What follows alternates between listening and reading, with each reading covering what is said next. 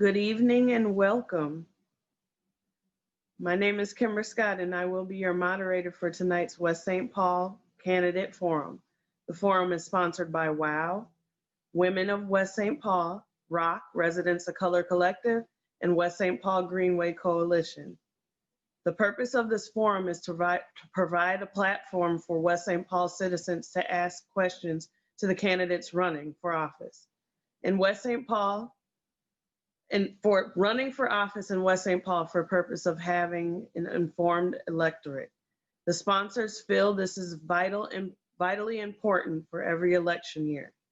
The West St. Paul Candidate Forums are our first of many efforts to make the city government more accessible to West St. Paul residents. It is often hard to find information on local candidates. Even the most beautiful campaign literature cannot tell you the whole story. This forum offers the opportunity for us to learn more about the candidates, their policies, and their opinions about local issues. I'm going to give a brief overview of the forum structure for the benefit of both the candidates and the audience. To those in attendance, I want to say thank you for taking the time to learn about your Ward 1 candidates. I want to remind you that we are all here to listen to the candidates, to what they have to say. Everyone on the Zoom call except myself and the candidates have been placed on mute. If you have a question, you may post it in the chat. Both the Zoom chat and the Facebook chat will be monitored throughout the forum. There will be 15 minutes towards the end of the forum where candidates will be asked questions from those chats. We want to thank Tori Ellsmore for lending her expertise in making the Zoom platform work. Candidates, we ask you to respect one another. Do not talk, cross-talk, or interrupt while another person is talking. Tonight, you will be asked several questions which represent a variety of topics that are of interest of citizens of our city. All questions were submitted by residents. The format of the forum, screening questions and guidelines have been guided by the League of Women Voter recommendations. I will read the questions. Each candidate will have 2 minutes to respond. You are not required to use all the time. After both candidates have responded, there will be an opportunity to offer 1 minute rebuttal. Tori Ellsmore is our timekeeper. She will hold up signs for when you have 1 minute and 30 seconds left. And then when you have reached the end of your 2 minutes, she will hold up a stop sign. You are asked to finish your sentence at that time so we can move on to the next candidate or question. With each question, we will rotate the person who responds first. If the candidate continues to talk, I have the option to mute you. Candidates will also be given 2 minutes to make an opening statement and 3 minutes to make a closing statement if time allows. The candidate for Ward 1 race in alphabetical order are Julie Eastman and Bob Pace. All the candidates have been sent the same materials and the invitation for tonight's forum. We appreciate their willingness to participate. Thank you for coming. Thank you for caring for your local government. And we want to learn and wanting to learn more about candidates. Let's begin with opening statements. Ms. Eastman, I turn it over to you for your 2 minute opening remark. Hi, and thank you, WOW, ROCC, and the West St. Paul Greenway for holding this forum. I'm a little nervous, so we'll kind of get the jitters out of here. I've lived in West St. Paul for 27 years. I still think that buying my first home here back in 1993 was one of the best life decisions I ever made, and I still feel that way. I have over 35 years of business experience. I've worked with large organizations, nonprofits, all the way down to mom and pop shops. And some of the things I've worked on are strategic planning, analytics, mergers and acquisitions, tech rollouts of things like sales, supply chain, and customer service applications. I've helped companies grow their bottom line, and I've helped them manage their relationships with customers, employees, and the broader community. I can use all of that experience as a council member to help the city with strategic planning, economic development, budget management, and building relationships with our neighbors and community partners. For over 2 years, I've attended all the city meetings. I've read the documentation. In addition, I do additional research on economic trends, policy codes, and what other cities and organizations are doing on similar topics. Given our accelerated rate of growth that we're anticipating in the next 2 or 3 years, we're going to have a big growth in both rental housing and population growth. There's a lot of work to do at a city level to make sure that all our neighbors are welcome. This includes updating our strategic initiatives and financial plans so our services and amenities, including public safety, infrastructure, and parks, as well as our schools and local businesses, are ready. Thank you. Thank you, Julie. Bob Pace. Sorry about that. Start over. Good evening, everybody. Thank you for joining. I'm Bob Pace. I'm running for re-election in Ward 1 in the city of West St. Paul. I'm seeking re-election for multiple reasons. My first 4 years in local government has really opened my eyes to a lot of things. I've learned a tremendous amount, and I believe my experience will help guide me in the next 4 years in the future. I've been involved with policy decisions and development projects that I really want to see through. I want to watch them be completed. We're in the middle of a huge expansion that I've had a lot of involvement in, and that's another reason why I want to continue on. I've also thoroughly enjoyed working with the city staff, fellow council members, crafting new policies and ordinances, and also all the new development happening in our city. All decisions that I personally have made, I've kept the best interest of our city and citizens in mind. Thank you. Thank you, Bob. We'll start with our first question. And Bob, I'll start with you. Why are you interested in serving on West St. Paul City Council? Well, as I just said in my opening statement, I'm 4 years into this. And I actually have learned to have a lot of fun working with policy, working with ordinances, taking old ordinances and old policies and forming them into the new way of doing things in the new world the way it is today. And again, I want to see the developments that we've started, that the city council and the mayor and the former mayor started a long time ago, that are finally coming to fruition. And I feel that my experience that I've learned from doing that will help move forward and hopefully even bring bigger and better things to the city. Thank you. Julie? Thank you. I've been very active in the city for the last 2 years and doing a lot of things more on a community organizing level, plus asking a lot of questions and sharing information at citizen comments at various city council meetings. I'm at the point now where I want to contribute more, and it's been difficult to do just from a citizen and participant at a meeting level. I would like to have votes on the issue. I would like to work the issues. I do a lot of research on the things that are coming up. I do share that, but I would like to see using some of these practices and areas that we can share at a city level and start to improve our performance in some areas. Thank you. Thank you. Julie, next question. Do you support ranked choice voting, and would you be willing to work to pass it in West St. Paul in the next 2 years? I saw the ranked choice voting presentation, I believe I was at the Charter Commission meeting when that was first presented, as well as the City Council meeting the other night.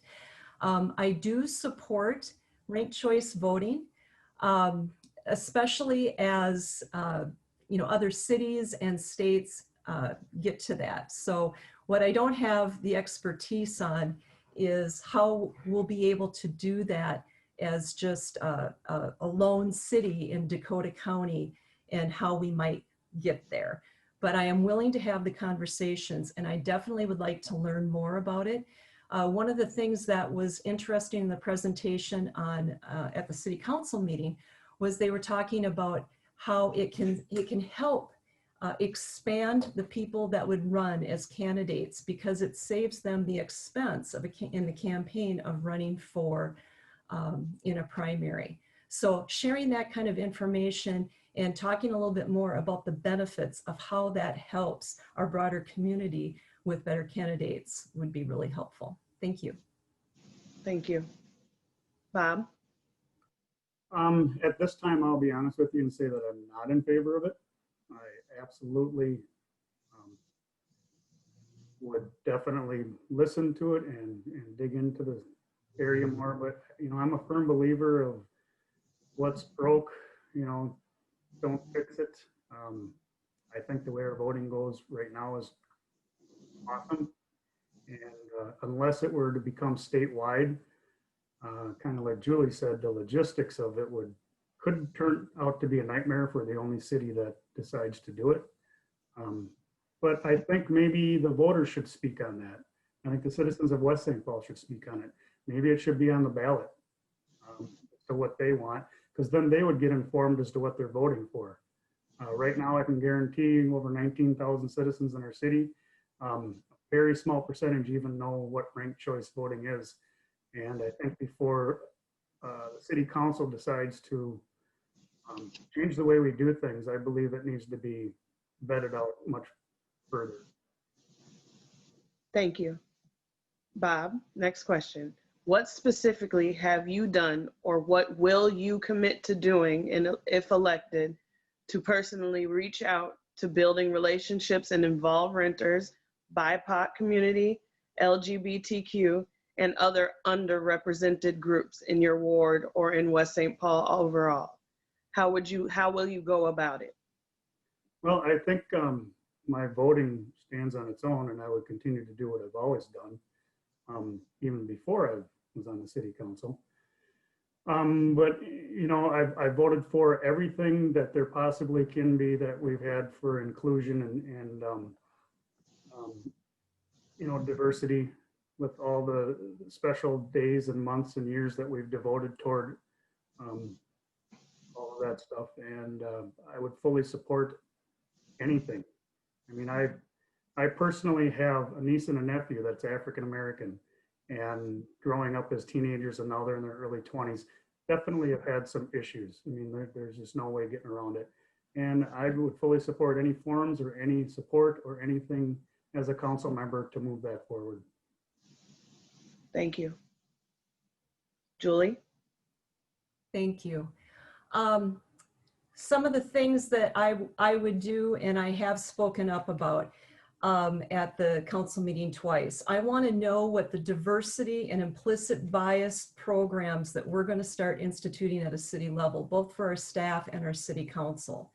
I have mentioned that the Dakota County Sheriff's Department has done this and done it broadly through Dakota County, and they've even won awards for it. And also the League of Minnesota Cities, of which West St. Paul is a partner to. I would like to see us be one of the partner cities on the GARE program, which is the Government Alliance on Race and Equity. We need to reprioritize our focus on diversity and equity issues as a strategic initiative for the city, and put in these programs, and then start sharing this as a cultural foundation for our city. And we can do that by implementing diverse and equitable hiring and training practices in our city, provide diversity guidance for businesses and our community partners, and make sure that we build the community on that. As far as specifics in my campaign, I've been lit dropping at almost all the houses in Ward 1, and that has included the rental communities and the senior living communities as well. Thank you. Thank you. Julie, next question. What are or would be your criteria for granting a developer tax increment financing, or TIF, and how does or would it impact your decision on future developments? Well, one of the things I'd like to see generally for our Economic Development Authority, which is the EDA, I would like to see some improvements on our process and a little bit more discipline there. One of the things that has been a concern for me on some of these EDA meetings and planning commission meetings is when the applicants come forward and their ducks are not in a row. The paperwork maybe isn't complete, or it's shifting just as they're coming in front of the planning commission, the EDA, or the city council. So I would like to have that be a tighter process, that when they come in to present, that they are presenting current information, that document is shared and is part of the agenda information that is shared with our community, and that it is complete. Regarding TIFs, I don't have an issue necessarily about TIFs. It depends on, you know, the approach and the program. What I have a little bit of concern about is when it keeps changing. So if, you know, if they say that it's going to be for this size building and they're asking for 3 million TIF, and then they come back 2 weeks later and it's jumped to 5 million TIF, again, that raises doubts about the accuracy and the quality of the applicant's information, and that would cause me concern. Thank you. Thank you. Bob? Well, I think first and foremost, I think TIF is a very tough subject for everybody to understand. And the way I approach it, and I've said it many times at council meetings, is that I really heavily rely on staff and the experts and people at Ellers to come up with the formula that is best for our city.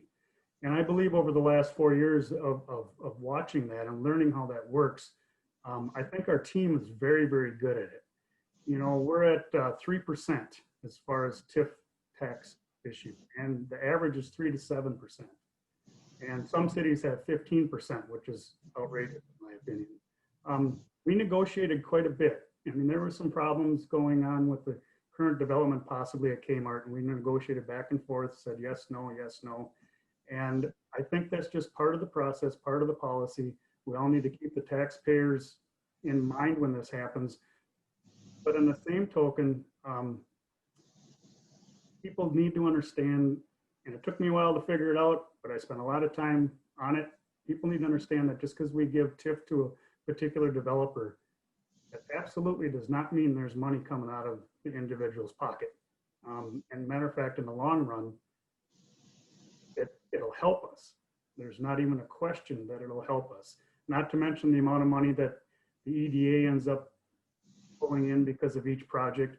The EDA has a nest egg of money, which they again can go out and buy blighted properties with that money, which helps our city. They also can take that money and give businesses grants from 10 to 15 up to $35,000 to do remodels, which we just did on 2 fabulous restaurants in our city. Without TIF, we could not do that. So while there's many people that think that's a bad word, I've learned to think that it's a very awesome tool that every city uses and every city will continue to use no matter what. Thank you. Bob, next question. Politics can be divisive, and in a smaller city like ours, it's not possible to simply ignore people who may not agree with your politics. Give example of how you have engaged with constituents who have fundamentally disagreed with you. Well, as far as the technical aspect of it, I'm not going to get into specifics. I will say this, over the last 4 years, I've had very few issues with people coming to me personally or emailing me or calling me with anything particular that I supported. But I think, you know, it's communication. As I've always said, you know, and the constituents are your boss. And so if you get particular emails, say you get 50 or 100 emails on a particular subject from that many people in your ward, even though there's 3,000, 3,500, that's still pretty substantial. So I think you have to listen to them. And whether you agree with them or not, or they disagree or agree with you, I think the key again is to listen to what they have to say. And my policy was when I started, and there always will be, and it always has been in my personal business at my business here in West St. Paul, is kind kind of like the customer's number one and the constituents are number one. And what they want is exactly what we should bring representation to the table. Thank you. Julie? Thank you. In the campaigning that I've done so far and going around and talking to people, especially when I've been lit dropping, I was a little nervous about it starting out because campaigning is definitely not in my wheelhouse. But all the conversations I've had, even I've had people come up to me and say, I'm not voting for you, I'm voting for Bob, but I wish you well. And that's been really the experience I've had throughout. And I've just appreciated, I've had some very long conversations with people that had maybe differences of opinion or maybe didn't like the priorities that I was focusing on. But we've had very frank and open conversations, and I think that they've all have turned out well. Thank you. And I apologize, I have not been remembering to ask about rebuttals. So Bob, at this time, I want to ask if you have a rebuttal. I do. Julie? No. Oh, I'm sorry. Okay. Next question. Julie, according to our city charter, the city manager is the only person with the authority to hire or fire a police chief. Do you think this is the best way to go about it? If no, who should the police chief answer to? Would it be favorable of a citizen oversight board or other changes to the police department? That is a very good question. And I had never thought about having a citizen oversight board, but that might be something that we want to look into, depending upon how in general policing, the direction of community policing, et cetera, goes. I did bring up the matter of the police chief hiring when I found out that our former chief, Bud Shaver, was going to retire.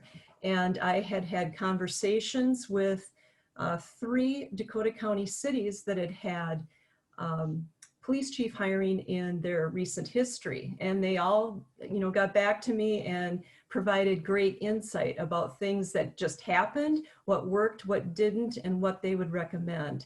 And at the time, I had given the guidance from Inver Grove Heights, where they had hired a professional recruiting organization. And that's how they got their police chief and all the community involvement that they had in the process. And I still, had wished that happened, but we had very good community meetings, and it ended up in a 140 some page PDF that I still believe is out on the city website about all the citizen input on what they were looking for, the traits, et cetera. And so, I think, we ended up with at least a good start over what's important to the community. Thank you. Thank you. Bob? Yeah, there has been some talk inside of City Hall as far as a citizen oversight board or a committee. I believe we should have one. Have some of the officials involved, some of the police involved. You never learn enough about how things should be done or how things are not being done correctly or whatever. So I believe number one, that should be a priority that we should look into. The city manager, there has to be a boss in the city. And the way our charter reads, city manager gets to hire the police chief.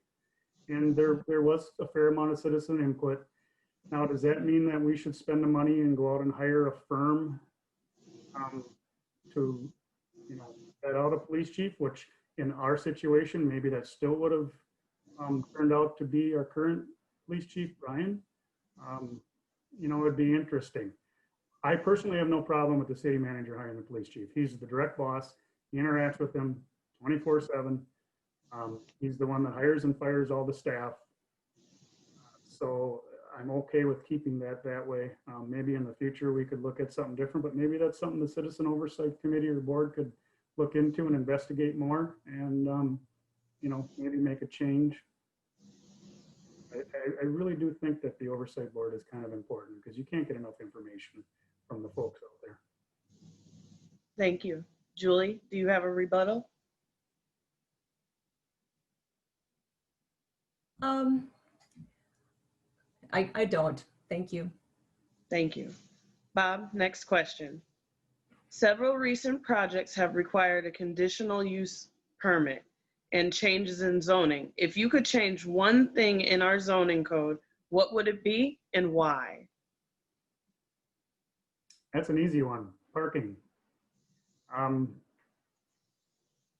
think that our parking ordinance is very antiquated.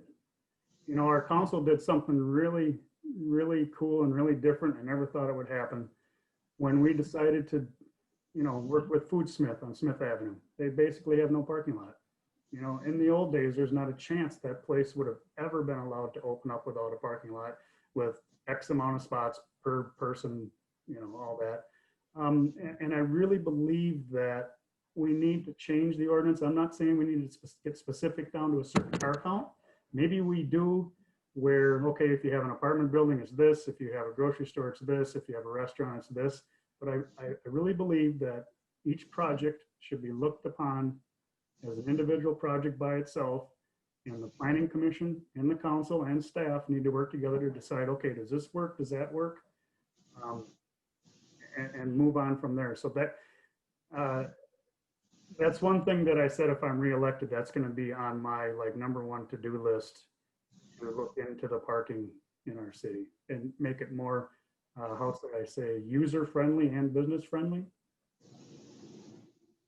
Thank you. Julie?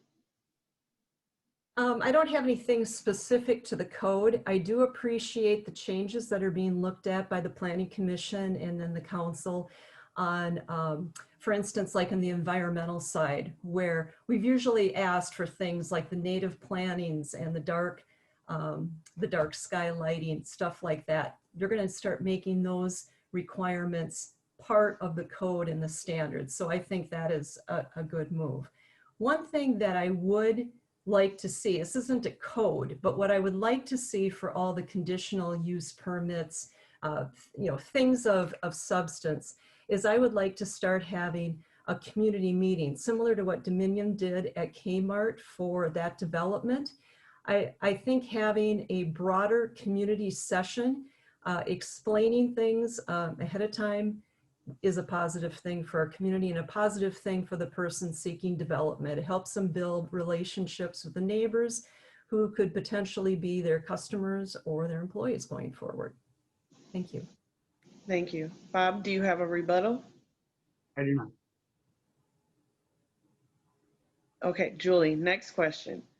What will you do as a city council member to help ensure the communities of color do not have to fear the police? That is a very good question. One thing that I was working on before I started my campaign, and I was doing this more in the diversity and inclusion aspect. I was doing research with to find out what Dakota County had done and had spoken with the Dakota County Sheriff. Right about that time is when George Floyd was murdered. And so it quickly got to be conversations more about community policing and how we could have a broader community conversation and listening session about how we can do better on community policing. And as part of that, I did a lot of research to find out what organizations and other cities are doing. And we are doing a lot of things here in Dakota County, as well as some of our cities, especially the northern cities. We have good relationships. But I think we could have some conversations about some of these organizations like POST, which is the Peace Officers Standard and Training, and NOBLE, which is the National Organization of Black Executives, that to find out what are best practices in developing community policing and improving the relationships with our communities of color. Thank you. Thank you. Bob? Yeah, you know, I think it's terrible that anybody anywhere in the world has to fear the police, especially people of color. And there's no question that in some instances they have a reason to. I firmly believe that our current police force is one of the better ones in the Twin Cities, if not in the country. And I think with the leadership of Brian Sturgeon, there's going to be some things implemented, and he's already started some of them. I think it's important that the police are out in the public. I think they should be stopping and talking to neighbors, you know, just as a friendly situation going on, instead of having to, you know, act like a policeman, you know, act like they're their friends and stuff. And I think community meetings, I think neighborhood meetings with the police heavily involved in conversation with people. And I'm in favor of spending whatever money it takes to have every police officer and staff members in the city hall included to do any continuing education that is out there anywhere to learn more about what is actually going on in this world. Thank you. Julie, do you have a rebuttal? I'd just like to add a couple things that I didn't think of before. One of the things with the community policing, I know that Chief Sturgeon has looked at creating an advisory council where you'd have members of the community as well as businesses. I definitely would like to see members of the BIPOC community and the renters community be part of that. That's what we need, is we need to develop these engagements in this relationship. The other thing is I would like to see how we can develop and better communicate what happens in times of crisis. So whether it's a mental health call, whether there's violence that happens at a home or an apartment building, how do we get the resources deployed? What are the phone numbers people can call, and how can we make sure that goes very quickly and efficiently? Thank you. Thank you. Bob, did you have anything to add? I do not. Okay, thank you. Next question for Bob. How can the city improve access to affordable housing? Well, you know, I think that we are doing a fantastic job with the Dominion project coming. That's, you know, the new apartments going up down that Dakota County is putting in down at Robert and Annapolis. I think that if you look at our percentages, I know they've risen, but I know at one point a few years ago, our affordable housing percentage in our city of West St. Paul is one of the highest in the Twin Cities, and I'm positive it was the highest in Dakota County. I think as a first ring suburb, we do a fantastic job. And that's about all I have to say on that subject. Thank you. Julie? I have a lot to say about affordable housing. The lack of affordable housing was described as the most serious issue facing Dakota County in a 2019 residential survey. And we do in West St. Paul, we have the highest percentage of renters and senior citizens. It's been that way for quite a while. West St. Paul also has one of the lower area median incomes, and that's $52,100. I think that was from the 2019 housing plan. That is for, when you're talking about area median incomes, that's for a family of 4. And how that compares in the metro area for Minneapolis, St. Paul, and this is 2020 figures from HUD, that is $103,000 is the area median income for that. And that area median income of $103,000, that was what was used to determine affordability for the Dominion new complex that are being looked at for the Kmart site. So when they were talking about 60% of area median income to be affordable, they're looking at 103,000, not our 52,100. So I think in reality, we have steps to go to figure out how to make that work better in our community. Thank you. Thank you. Bob, do you have a rebuttal? I do not. Thank you. Julie, next question. What do you believe West St. Paul has to offer that neighboring suburbs do not? How do you or how would you promote that?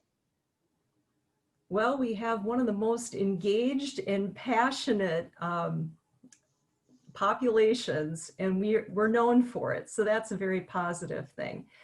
I think we have a good reputation, for a great reputation. We have so many reasons to come here. And I hear that when I've been out talking to people, and I've met a lot of people that have lived here, that just bought houses here or just moved here within the last year. And I think the word is out and we have a great place to be. I would like to, of course, see that focus through our community building, through engaging with, by putting in diverse and inclusive policies and a culture here. But I think we do a great job. Thank you. Bob? I think our city has got a lot of great amenities. All you have to do is look at our parks. There's very few cities around, especially first ring suburbs, that have as many parks as we have. And with all the new development going on now, the park dedication fee pot of gold of money, as I call it, is going to increase, so we can do nothing but make them better. I also think that the fact that we are doing the river to river trail, finally connecting that, the walkability, and the bike riding that everybody can do, I think that, and obviously our new sidewalk plan that we have instituted, I think we're going to be one of the better cities as far as walkability, getting around and being able to just enjoy the outdoors. And then also obviously Robert Street, and that's our gold mine. People love to move here. There's a reason why West St. Paul is the hottest home market in the Twin Cities right now. The minute that they get put up for sale, people are buying them. Especially 1 or 2 blocks off of Robert Street, people love the fact that they can walk and do all their commerce. There's literally not a whole lot of things that you cannot do as far as retail and food on Robert Street. And I think it's a fantastic attraction. And that's why I'm so excited for all the new development. We've had a couple of closures in the last few weeks, and I think we all know who those are. But there's also some great prospects moving forward that I think everybody will be excited for and fill those in. And I think that there's a lot of people that just love the aspect of the fact that they can live close to everything. Thank you. Julie, do you have a rebuttal? I just wanted to add a couple things. One great thing about our community is we invite people to do things. So I'm looking forward to when we can all gather together again and fill up the city council room and go out for libations and food afterwards. I'm really looking forward to when we can get back together and do that. And I'm also looking forward to adding more community members to things as maybe advisors to our Economic Development Authority, and having conversations about what does the community want for our development and where do they want it, so we can start building more businesses and services located to the communities that would like to have it near them. Thank you. Thank you. Bob, did you have anything to add? No. All right, I'm going to grab some questions out of the chat.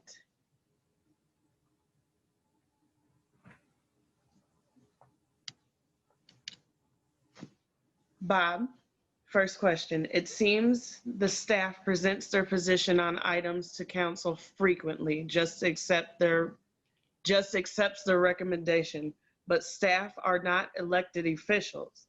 Explain your position on what weight should be given to staff recommendation. Would you or have you questioned their recommendations? Oh yes, I have many times. All you got to do is check my speed dial to City Manager Ryan or to Ross or the City Attorney. I'm always questioning, always asking questions. But as I've said, and for the people that watch the meetings or listen to them, I frequently refer to what I call the experts. Our current city manager is an absolute whiz on finance. And I'm an auto mechanic. And there's been a few times that sitting in the council chambers, I've actually said, hey, none of us here on this table are experts in TIF. That's why we hire idlers. That's their job. And so when I look at staff, which includes the police chief, the fire chief, the city planner, the code enforcement, they're getting paid to do a job. And they're supposed to be experts in their field.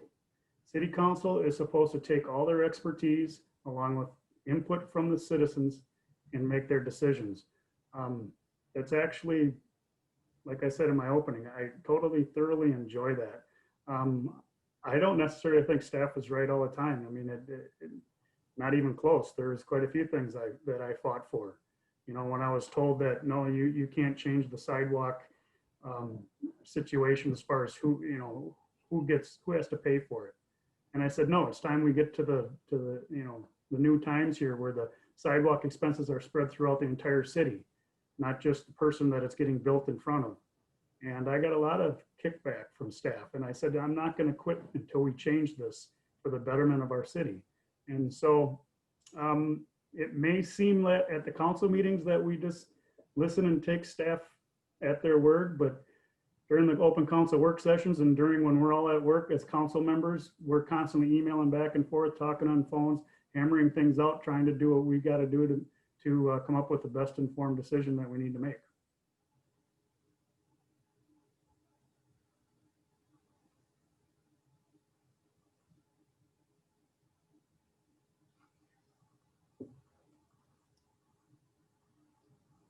Kimber, I don't know if you're muted. Did you? Oh, I said Julie. Oh, I'm sorry. So same question to me, right? Yes. Okay, so I do have a lot of exchanges with staff.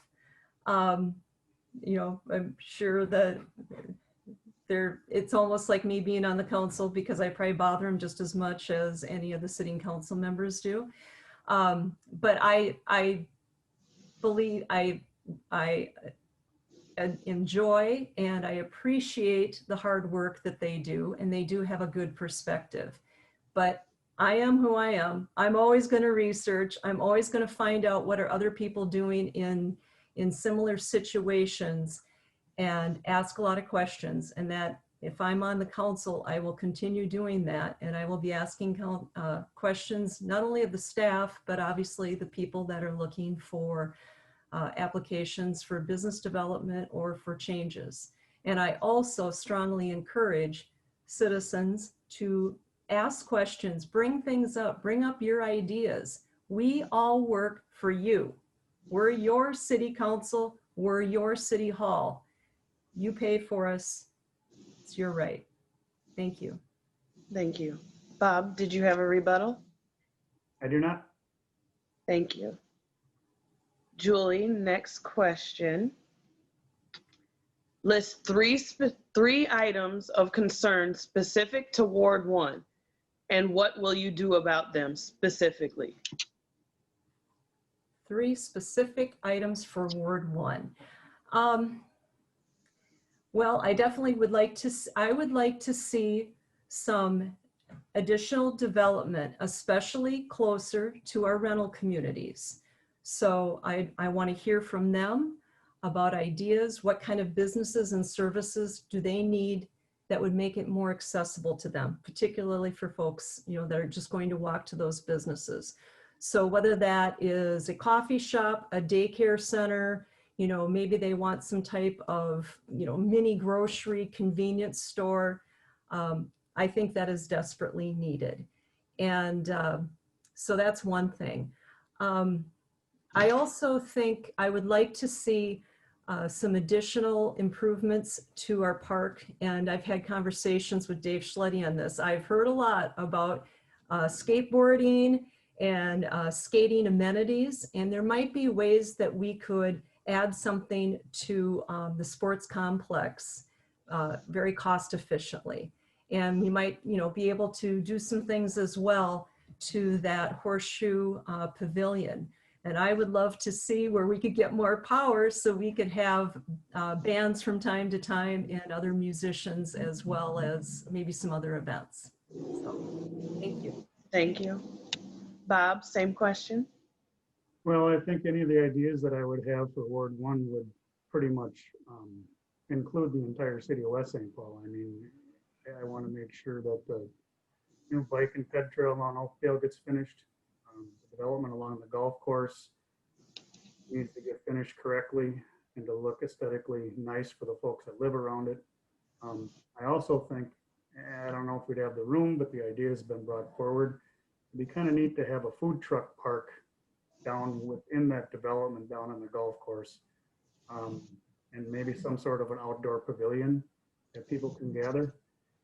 And, you know, like I said, that's in our ward, it's in Ward 1, but it's not specific to it. It kind of would be nice for all residents because everybody would share it. And then again, you know, I think Ward 1 has the least represented parks with the exception of the sports complex. You know, so we should look at the smaller parks we have, make sure they're maintained correctly. And, you know, it might be kind of nice to do something particular down at the sports complex, you know, as far as a skateboard park or, you know, pickleball. And there's a few people that throw that sport around that they'd like to see one of those courts put up. So again, it is in Ward 1, but it's also stuff that, amenities that I think the rest of the city would also enjoy. Thank you. Julie, did you have a rebuttal?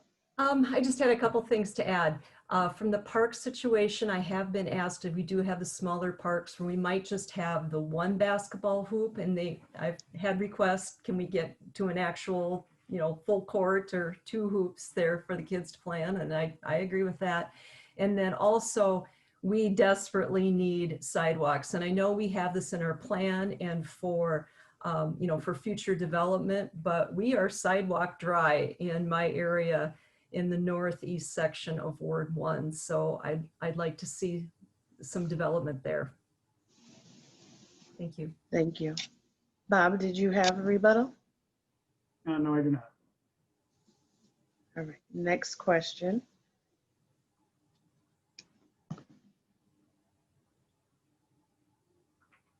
Bob, what can West St. Paul do to attract more small businesses and a greater diversity of businesses?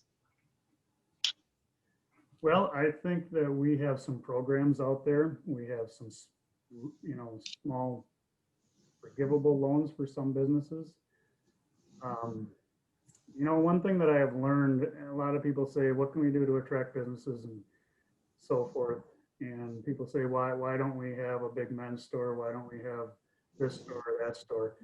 You know, it really honestly comes down to our demographics. It comes down to just natural way that business and commerce works. As you can tell by all the fast food restaurants we have, obviously those folks that own those restaurants and the big chain restaurants say, hey, you get a lot of traffic here, this is what works. You know, so obviously promotion from the city, come up with different ways, maybe some more grants, some more aid to help smaller businesses, you know, the 1 and 2 mom and pop businesses, give some incentives. But at the end of the day, we all have to be honest, what comes in here is what people decide that'll work or not work. And it's hard to, you know, some people don't want to hear that, but it's really hard to control what comes in and what goes. All you got to do is look out and look at what's happened lately. And we don't have a whole lot of control over it, nor do I want to have a whole lot of control over it, because it is America, and I want to make sure that everybody has an opportunity to do whatever they would like to do. Thank you. Julie? I disagree a little bit on that. I think that we can do changes on the economic development side, and I'm using the Economic Development Authority because that's the way that things kind of funnel through. I think we should add back some business and community representation, at least in an advisory capacity. And I think, and I've said this before, I think we need to have broader community discussions 2 or 3 times a year about the businesses and services that the community wants to see.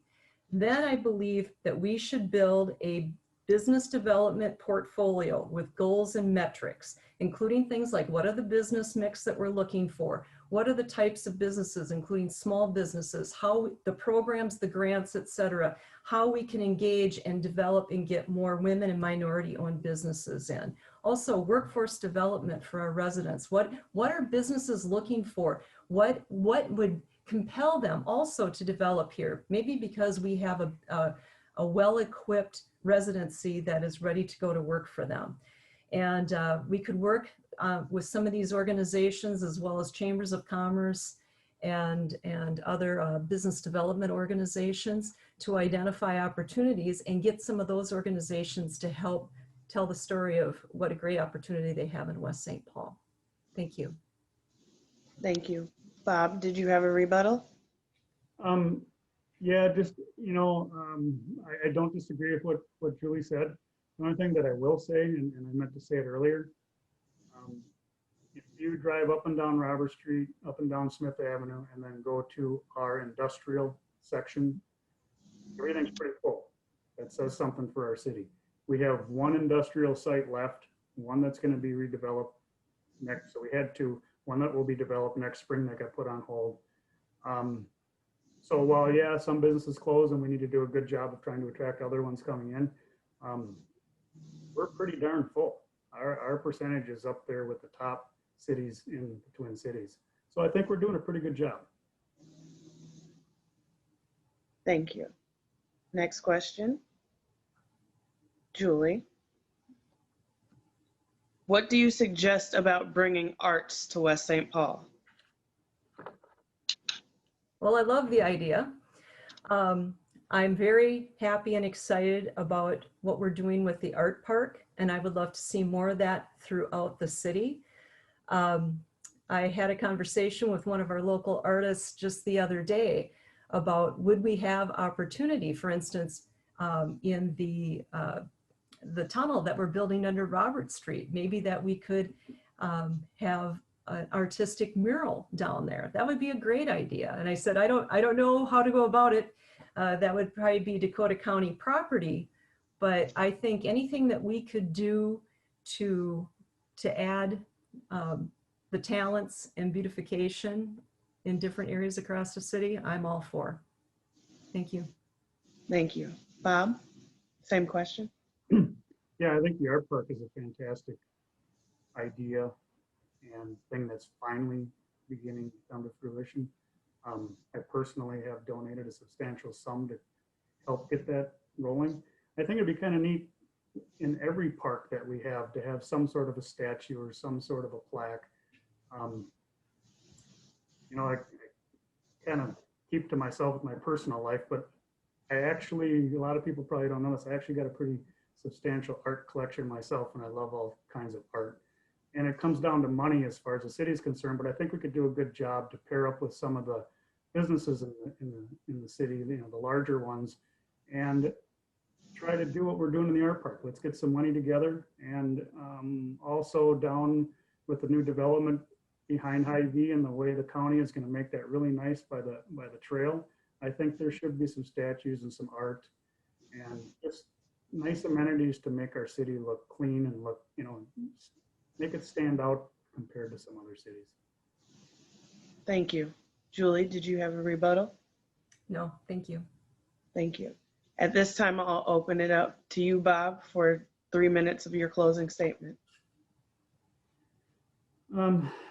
This was kind of fun. It was interesting how well it actually went, and I had a good time doing it. So I guess I asked for your vote for re-election to City Council. It's been my honor to serve. I'm a third generation business owner in the city, and I think my experience in running a business to be successful translates into working with the city, making sure that, I keep the city's and the constituents' best interest at mind. I think that's very important. So I guess that's my pledge as running for my reelection, is that I want to continue to work for the constituents, do the best job I can to give the best amenities to the city while trying to keep our taxes low. Very important to all the citizens that their taxes are low. And with all the current development now happening, that's going to do nothing but bolster that. We're going to get, receive more tax revenue from the developments. We're going to receive more tax revenue from the sales tax on Robert Street, which I supported. So in turn, the citizens won't burden so much of what everybody wants with new trails, nice streets, and everything that has to happen to run a city. That would be it, and thank you very much. Thank you. Julie? Thank you again to WOW, ROCC, and the West St. Paul Greenway for pulling together this forum. I did this back in 2018. I know it's a lot of work and it's been compounded that we're getting together on Zoom, but I appreciate everything you've done and I appreciate everybody that showed up tonight as well as submitted your questions. It's a lot of work and I really appreciate it. I also appreciate in general what our community does. I mean, our neighbors are so engaged and so passionate. Keep sharing your voice. I applaud you and thank you for the volunteering that you do in our city when you help out your neighbors. We're going to need more of that, unfortunately, I think, as we're approaching the winter months. So anything that you can do, even if you're just, you know, saying hi to somebody you don't know on the street, you might make a difference between them having a really bad day and maybe turning things around, having a little bit better day. I am interested definitely on being on the city council. I ask that you please check out my website and reach out if you have any questions. I'm more than happy to talk with you. I'm excited about the future opportunities that we have here, and I can't wait to see how we can all work together. I want to hear your voice. I want to hear your ideas. And it's going to keep making West St. Paul the best place to be. Thank you. Thank you. We have reached the end of the forum. I want to thank all of the candidates for joining us here today and sharing your visions and opinions with the citizens of West St. Paul. I also want to give a sincere thanks to all of the volunteers from Women of West St. Paul, Residents of Color Collective, and West St. Paul Greenway Project who have put in the time to create and host this event. Thank you. I want to challenge you all to act. Never is an election more in your hands than a local election. So vote early and vote on election day. Write a letter to the editor. Talk with your local officials. Reach out to the candidates. Ask questions. Volunteer. Talk to your neighbors. The election is November 3rd, but early voting is open now. You can vote by mail or take it in person to Dakota County Service Center. For more information, go to www.sos.mn.us/elections-voting. I invite you to contact any of the candidates for more information. Stay healthy, and thank you all so much for tuning in.